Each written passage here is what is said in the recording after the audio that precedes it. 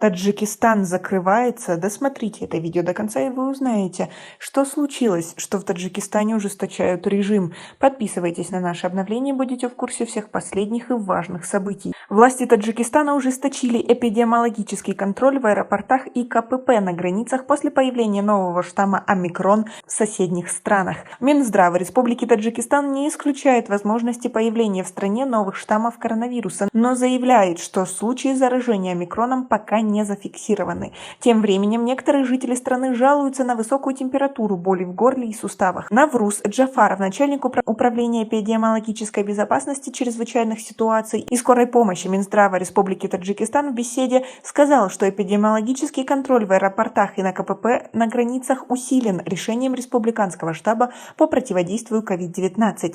Распространению COVID-19. По его словам, все пассажиры, прибывающие в страну, должны предъявить справку с отрицательным результатом ПЦР-теста на COVID-19, но в Таджикистане они обязаны сдавать тест на коронавирус. Таджикистан не застрахован от проникновения омикрона в страну. В настоящее время совершаются полеты в Европу, где бушует омикрон. Местные и иностранные авиакомпании совершают рейсы в Таджикистан из России и Узбекистана, где выявлены случаи заражения новым штаммом коронавируса, говорит Навруз Джафаров. А как вы относитесь к такой ситуации? Как вы думаете, правильно, что страна закрывает свои границы максимально, насколько это возможно? Свои ответы напишите нам, пожалуйста, в комментарии. Также после объявления об обнаружении нового варианта ковида в Узбекистане приняли строгие меры по контролю, сообщил заместитель начальника Сагдийской санитарно-эпидемиологической службы Меджун Арипов. В комментарии представитель здравоохранения отметил, что теперь каждый въезжающий на территорию Узбекистана обязан предоставить ПЦР-тест. В настоящее время медицинские работники круглосуточно дежурят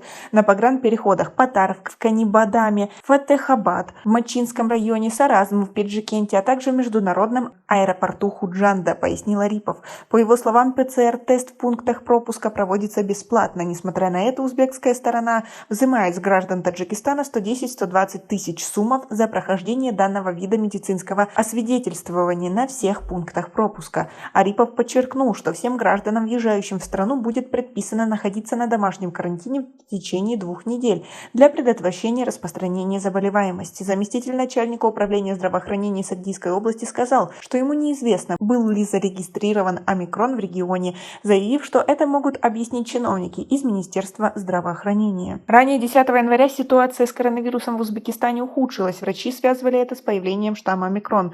Накануне Министерство здравоохранения страны подтвердило смерть нескольких пациентов с COVID-19 и заявило, что ситуация ухудшается. Также стало известно, что все соседние страны с Таджикистаном ужесточают карантинные меры. Президент напомнил, что с самого первого выявленного на территории нашей страны случая заражения коронавирусом никто не стал скрывать. Это будет трудная борьба. И в этой борьбе многое зависит от нас самих, нашей ответственности, нашего сознания. А как вы к этому относитесь? Свои ответы напишите нам, пожалуйста, в комментарии. У нас пока на этом все. Оцените наше видео подпиской и лайком. До скорой встречи.